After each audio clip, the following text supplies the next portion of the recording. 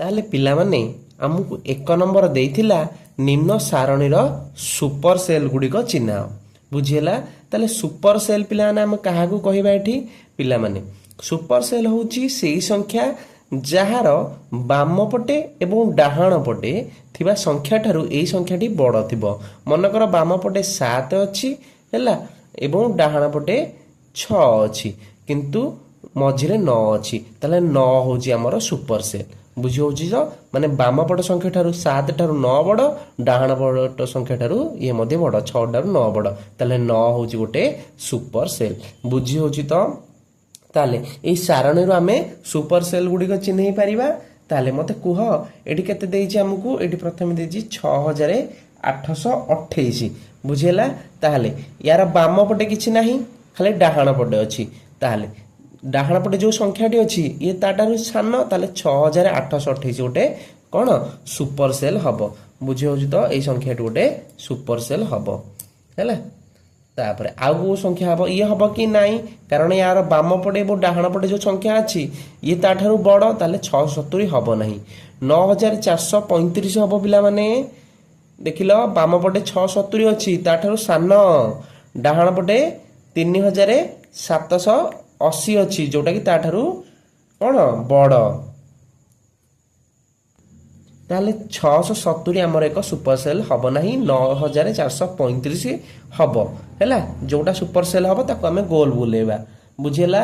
ତାପରେ 3780 9000 ଠାରୁ ଛୋଟ ହେଇଯାଉଛି, ତେଣୁ ଇଏ ଗୋଟେ ହେବନି। ଇଏ ହେବ କି ନାହିଁ? ଦେଖ ତା ଡାହାଣ ପଟେ 7000 ରହିଯାଉଛି, ଇଏ ହେବନି। ଇଏ ହେବ କି ନାହିଁ? ତା ଡାହାଣ ପଟେ 8000 ରହିଯାଉଛି, ଇଏ ହେବନି। 8000ଟି ଆମର ହେବ। ବୁଝିହେଲା? କାରଣ ତା ବାମ ପଟେ 7308 ଏବଂ ଡାହାଣ ପଟେ 5583। ଆଉ କେଉଁଠି ହେବନି। ତାହେଲେ ଆମେ 3 ଗୋଟି ସୁପର ସେଲ୍ ପାଇଲେ। ବୁଝିହେଲା? ସୁପର ସେଲ୍ ଚିହ୍ନେଇ ପାରିବ ତ? ତାପରେ ଆମେ 2 ନମ୍ବର ଯିବା। 2 ନମ୍ବର ଦେଇଛି ଦେଖ 3 ଗୋଟି, ମୁଁ ଏଠି ଖାତାରେ ଲେଖିଦେଇଛି, ବହିରେ ରଙ୍ଗୀନ କୋଠରୀ କରିକି ଦେଇଛି ହେଲା। 3 ଗୋଟି ରଙ୍ଗୀନ କୋଠରୀ ଦେଇଛି। ଆମକୁ କୋଶ୍ଚିନ୍ କ'ଣ ଦେଇଛି? ନିମ୍ନ ସାରଣୀରେ 4 ଅଙ୍କ ବିଶିଷ୍ଟ ସଂଖ୍ୟାକୁ ଖାଲି କୋଠରୀ ଲେଖ, ଯେପରି ବୃହତ୍ତମ ସଂଖ୍ୟା ବିଶିଷ୍ଟ କୋଠରୀ ଗୁଡ଼ିକ ହିଁ ରଙ୍ଗୀନ କୋଠରୀ ହେଇଯିବ। ବୁଝିହେଲା ତ? ସେ କହୁଛି ଏଇ ଯେଉଁ ରଙ୍ଗୀନ କୋଠରୀ 3ଟି ଅଛି ଇଏ ସବୁଠାରୁ ବୃହତ୍ତମ ସଂଖ୍ୟା ହେବା ଦରକାର, ମାନେ ସୁପର ସେଲ୍ ହେବା ଦରକାର। ତାହେଲେ ମୋତେ କୁହ ଆମେ ଏଇ ସଂଖ୍ୟାଠାରୁ ଏଠି ବଡ଼ ଲେଖିଲେ ଆମେ ଏଠି ମନେକର 6782, ତମେ ଯାହା ବି ଲେଖିପାରିବ। ବୁଝିହେଲା? ଦେଖିଲ ଏଇଠି ଆମର ସୁପର ସେଲ୍ ହେଉଛି ନା? ହଁ ସାର୍ ହେଉଛି, କାରଣ ଇଏ ତାଠାରୁ ବଡ଼ ହେଲା। ଏଇ ସଂଖ୍ୟାଟି ୟାଠାରୁ ମଧ୍ୟ ବଡ଼। ବୁଝିହେଲା? ତାପରେ ୟାଠାରୁ ମଧ୍ୟ ବଡ଼ କରିବା। ବୁଝିହେଲା? ଏଠି ଲେଖିବେ ଆମେ ମନେକର 2312। ବୁଝିହେଲା? ତାଠାରୁ ବଡ଼ ହେଲା। ଆଗ ସୁପର ସେଲ୍ ଫିଲ୍ଅପ୍ କରିଦିଅ। ଏଠି ମଧ୍ୟ ମନେକର 4ଟା 9 ଲେଖିମୁ। ବୁଝିହେଲା? ରଙ୍ଗୀନ କୋଠରୀ ସୁପର ସେଲ୍ ଫିଲ୍ଅପ୍ ହେଇଗଲା। ଆଉ ରହିଲା ଯାହା ଇଏ ତାଠାରୁ ସାନ ହେବା ଦରକାର। କେମିତି ଲେଖିବା ଆମେ? ଏଇଟା ଲେଖିଦେବା ଆମେ 1112। ବୁଝିହେଲା? ଆଉ ଯେଉଁ 2ଟା ସଂଖ୍ୟା ତମେ ଯାହା ବି ତମେ ଲେଖିପାରିବ। ବୁଝିହେଲା? ଲେଖିଦିଅ 1000, ଆଉ ଗୋଟେ ଲେଖିଦିଅ କ'ଣ 1913। ବୁଝିହେଲା ତ? ତାପରେ 3 ନମ୍ବର ଆମେ କରିବା ପିଲାମାନେ। 3 ନମ୍ବର ଆମକୁ ଦେଇଛି ନିମ୍ନ ସାରଣୀ ପୂରଣ କର, ଯେପରିକି ଆମ୍ଭେ ଯଥାସମ୍ଭବ ଅଧିକ ସୁପର ସେଲ୍ ପାଇବା। ସଂଖ୍ୟା ଗୁଡ଼ିକ 1000 ମଧ୍ୟରେ ରହିବ ଓ ସଂଖ୍ୟା ପୁନରାବୃତ୍ତି ହେବ ନାହିଁ। ବୁଝିହେଲା ତ? ତାହେଲେ ସେ କହୁଛି ଏଇ ସାରଣୀରେ ଆମେ ପୂରଣ କରିବା, ସବୁଠାରୁ ଅଧିକ ସୁପର ସେଲ୍ ପାଇପାରିବା ହେଲା। ଏମିତି ପୂରଣ କରିବା ଏବଂ ସଂଖ୍ୟା ଗୁଡ଼ିକ 1000 ମଧ୍ୟରେ ରହିବ ଓ ସଂଖ୍ୟା ପୁନରାବୃତ୍ତି ହେବ ନାହିଁ। ମାନେ ଆମେ 3 ଅଙ୍କ ବିଶିଷ୍ଟ ଏଠି ସଂଖ୍ୟା ନେବା। ବୁଝିହେଲା? ତାହେଲେ ମୋତେ କୁହ ସବୁଠାରୁ ଅଧିକ ସୁପର ସେଲ୍ କେମିତି ପାଇପାରିବା? ନା ସାରେ ଯୋଉତକ ଆମେ ମୁଁ ବର୍ତ୍ତମାନ ଇଏ କଲି, ଏଇଠି କଲେ ଯଦି ଏପଟୁ କରୁଛେ ଆମେ ଏମିତି, ତାହେଲେ 5ଟି ପାଇବା। ମଝିରେ କଲେ ଆମେ 4ଟି ପାଇବା। ତାହେଲେ ଅଧିକ ବାମ ପଟେ ରଖିବା, ଡାହାଣ ପଟେ ରଖିବା। ଦେଖ ମୁଁ କରିଦେଲା କ'ଣ ବୁଝିପାରିବ।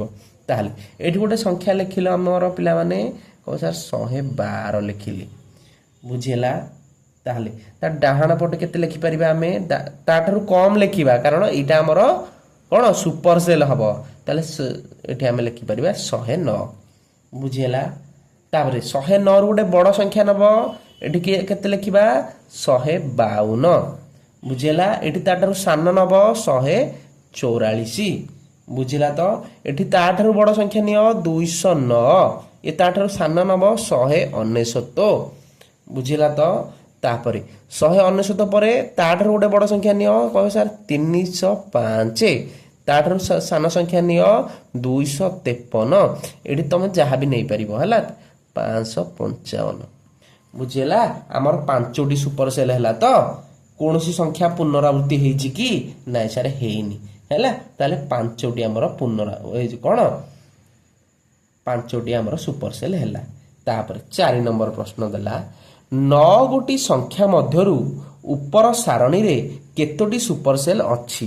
ବୁଝିଲା। ତାହେଲେ କେତୋଟି ଲେଖିବ? 5ଟି। ଆନ୍ସରରେ ଲେଖିବ 5ଟି ସୁପର ସେଲ୍ ଅଛି। ନେକ୍ସଟ ଆମର 5 ନମ୍ବର ପ୍ରଶ୍ନ ଦେଇଛି ବିଭିନ୍ନ ସଂଖ୍ୟକ କୋଠରୀ ପାଇଁ କେତେ ସଂଖ୍ୟକ ସୁପର ସେଲ୍ ସମ୍ଭବ ନିର୍ଣ୍ଣୟ କର। ତୁମେ କୌଣସି ସଂରଚନା ଲକ୍ଷ୍ୟ କରୁଛ କି ଏକ ଦତ୍ତ ସାରଣୀ ପୂରଣ କରିବାକୁ?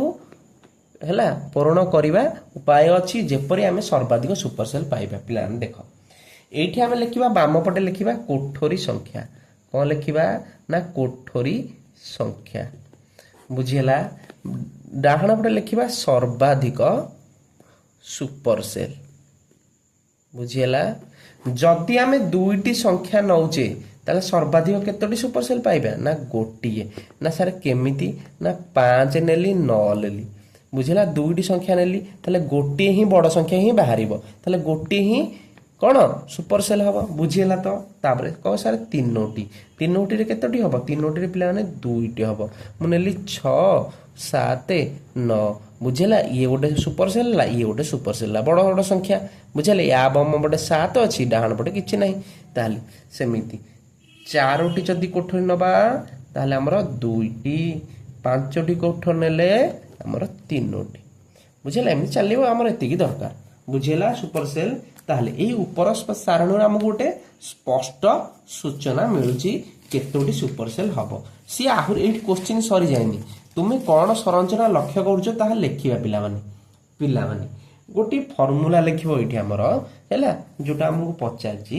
ହେଲା, ଯଦି ଯୁଗ୍ମ ସଂଖ୍ୟକ କୋଠରୀ ଅଛି, ହେଲା, କ'ଣ ଲେଖିବ? ଯୁଗ୍ମ ସଂଖ୍ୟକ କୋଠରୀ ପାଇଁ ସର୍ବାଧିକ ସୁପର ସେଲ୍ କେତେ କହିଲା ଦେଖିଆ? ଲେଖିବ ମୋଟ କୋଠରୀ ସଂଖ୍ୟା ବାଇ 2। ହେଲା, ବାଇ 2। ସେଇଭଳି ଭାବରେ ଯଦି ଅଯୁଗ୍ମ ଥିବ, ହେଲା, ଉପରେ ଯାହା ଯାହା ଲେଖା ଅଛି ତାହା ତାହା ଲେଖିଦେବ। ଅଯୁଗ୍ମ ଥିଲେ ଲେଖିବ ଏଠି କ'ଣ? ମୋଟ କୋଠରୀ ସଂଖ୍ୟା ପ୍ଲସ୍ 1/2। ବୁଝିହେଲା। ନେକ୍ସଟ ତାପରେ 6 ନମ୍ବର ପ୍ରଶ୍ନ ଆମେ ଦେଖିବା। 6 ନମ୍ବର ଆମକୁ ଦେଇଛି ପୁନରାବୃତ୍ତି ବିନା ତୁମେ ଏକ ସାରଣୀ ପୂରଣ କରିପାରିବ କି ଯେପରି ସେଥିରେ କୌଣସି ସୁପର ସେଲ୍ ନଥିବ? କାହିଁକି କାହିଁକି ନୁହେଁ? ପିଲାମାନେ ଏଇଟା ହବନି। ହେଲା, ଏଠି ଲେଖିବ ନା। ଆନ୍ସରରେ ଆମର ନା, ଏହା ଅସମ୍ଭବ। ହେଲା, କାହିଁକି? ଦେଖ, 4 5 9 7 3 ନେଲି, ତାହେଲେ ଯେମିତି ହେଲେ ବି ଗୋଟେ ବଡ଼ ସଂଖ୍ୟାଟି କ'ଣ ଆସିଯିବ, ଏଇ ସଂଖ୍ୟାଟି ସୁପର ସେଲ୍ ହେଇଯିବ। ତେଣୁ ଉତ୍ତର ନା, ଏହା ସମ୍ଭବ ନୁହଁ। ସମ୍ଭବ ନୁହଁ। ତାପରେ 7 ନମ୍ବର ପ୍ରଶ୍ନ। ଏକ ସାରଣୀରେ ଯେଉଁ କୋଠରୀରେ ସବୁଠାରୁ ବୃହତ୍ତମ ସଂଖ୍ୟା ଥିବ ତାହା ସର୍ବଦା ଏକ ସୁପର ସେଲ୍ ହୋଇପାରିବ। କାହିଁକି ବା କାହିଁକି ନୁହେଁ? ହଁ ପିଲାମାନେ, ଯିଏ ସବୁଠାରୁ ବଡ଼ ଥିବ ସେ ଯେମିତି ହେଲେ କ'ଣ ସୁପର ସେଲ୍ ହେଇପାରିବ। ବୁଝିହେଲା। ତାହେଲେ ଉତ୍ତର ହେଉଛି ହଁ।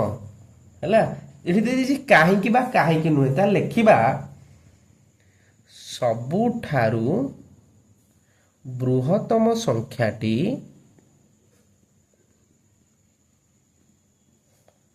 ସାରଣୀରେ ଅନ୍ୟ ସମସ୍ତ ଠାରୁ ବଡ଼। ଅନ୍ୟ ସମସ୍ତ ଠାରୁ ବଡ଼, ତେଣୁ ଏହା ନିଜ ପାଖ କୋଠରୀ ଠାରୁ ମଧ୍ୟ ବଡ଼ ହେବ। ପାଠ ବୁଝ, ଆଉ କିଛି ଦରକାର ନାହିଁ। ପାଠ ବୁଝିଲା ମାନେ ତମେ ଅଧା ପାଠ ଜାଣିଦେଲ ହେଲା। ପାଠ ବୁଝ, ତାପରେ ପ୍ରାକ୍ଟିସ ଦରକାର। ଦେଇଛି 8 ନମ୍ବର, ଏକ ସାରଣୀ ପୂରଣ କର ଯେପରି ଦ୍ୱିତୀୟ ବୃହତ୍ତମ ସଂଖ୍ୟା ଥିବା କୋଠରୀ ସୁପରସେଲ୍ ହବ ନାହିଁ। ବୁଝିହେଲା? ତାହେଲେ ଗୋଟିଏ ସାରଣୀ ପୂରଣ କରିବା ଯେମିତି ଦ୍ୱିତୀୟ ବୃହତ୍ତମ ସଂଖ୍ୟା ଥିବା କୋଠରୀଟି ସୁପରସେଲ୍ ହବ ନାହିଁ। ତାହେଲେ ମୁଁ ଲେଖୁଛି ପିଲାମାନେ 12, 14, 26, 36, 47, 53। ବୁଝିଲା? ସବୁଠାରୁ ବଡ଼ ସଂଖ୍ୟା ହେଉଛି ଆମର 53। ତା ପାଖରେ ଯଦି ଆମେ ଦ୍ୱିତୀୟ ବୃହତ୍ତମ ସଂଖ୍ୟାଟି ଲେଖି ଦଉଛେ ତାହେଲେ ସୁପରସେଲ୍ ହବ ନାହିଁ। ତାହେଲେ 47 ହେଉଛି ଦ୍ୱିତୀୟ ବୃହତ୍ତମ ସଂଖ୍ୟା, ଏହା ଏକ ସୁପରସେଲ୍ ନୁହେଁ। ବୁଝିଲା? କାରଣ ତା ପାଖରେ ତାଠାରୁ ବଡ଼ ସଂଖ୍ୟା ଅଛି। ନେକ୍ସଟ ପିଲାମାନେ ଆମକୁ 9 ନମ୍ବର ଦେଇଛି, ଏକ ସାରଣୀ ପୂରଣ କର ଯେପରି ଦ୍ୱିତୀୟ ବୃହତ୍ତମ ସଂଖ୍ୟା ଥିବା କୋଠରୀ ସୁପରସେଲ୍ ହୋଇନଥିବ କିନ୍ତୁ ଦ୍ୱିତୀୟ କ୍ଷୁଦ୍ରତମ ସଂଖ୍ୟା ଏକ ସୁପରସେଲ୍ ହୋଇଥିବ। ଏହା ସମ୍ଭବ କି ପିଲାମାନେ? ହଁ ସମ୍ଭବ। ମୁଁ ଗୋଟେ ସାରଣୀ ନେଲି 25, 13, 47, 53, 36, 40। ବୁଝିହେଲା? ସିଏ ଦେଇଛି ଏକ ସାରଣୀ ପୂରଣ କର ଯେପରି ଦ୍ୱିତୀୟ ବୃହତ୍ତମ ସଂଖ୍ୟା ଥିବାଟି କୋଠରୀଟି ସୁପରସେଲ୍ ହୋଇନଥିବ। ତାହେଲେ ମୋତେ କୁହ ଦ୍ୱିତୀୟ ବୃହତ୍ତମ ସଂଖ୍ୟା କିଏ? କହିବ ସାର୍ 47। 47 ପାଖରେ ତ 53 ରହିଗଲା, ଇଏ ସୁପରସେଲ୍ ହୋଇନି। କିନ୍ତୁ ଦ୍ୱିତୀୟ କ୍ଷୁଦ୍ରତମ ସଂଖ୍ୟାଟି ସୁପରସେଲ୍ ହେଇଥିବ। ତାକୁ ଯଦି ଆମେ ଗୋଟେ ସାଇଡରେ, ଦ୍ୱିତୀୟ କ୍ଷୁଦ୍ରତମ ସଂଖ୍ୟା କିଏ? ଇଏ ହେଉଛି ପ୍ରଥମ କ୍ଷୁଦ୍ରତମ ସଂଖ୍ୟା, ଦ୍ୱିତୀୟ କ୍ଷୁଦ୍ରତମ ସଂଖ୍ୟା ହେଉଛି 25। ଇଏ ଯେଉଁ ସାଇଡରେ ରଖିଦେଉଛି ଇଏ ଗୋଟେ ସୁପରସେଲ୍ ହେଇଯିବ। ତାହେଲେ 25 ଦ୍ୱିତୀୟ କ୍ଷୁଦ୍ରତମ